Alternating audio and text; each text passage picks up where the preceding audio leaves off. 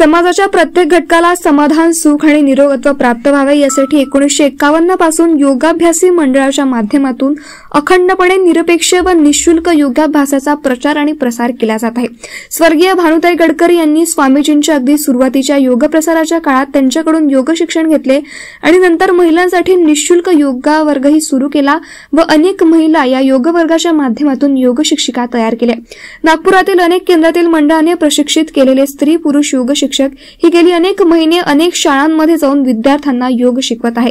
त्याचा परिपाक म्हणून आज शहराच्या यशवंत स्टेडियममध्ये स्वर्गीय भानुताई गडकरी स्मृती आंतरशालेय सांघिक योगासन स्पर्धा घेण्यात आली।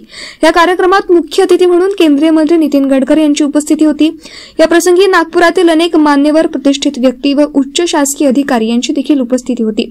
आजच्या या निःशुल्क योगाभ्यासासाठी 106 शाळांचा सहभाग लाभला असून 15,000 पेक्षा जास्त विद्यार्थ्यांचा इथे सहभाग होता।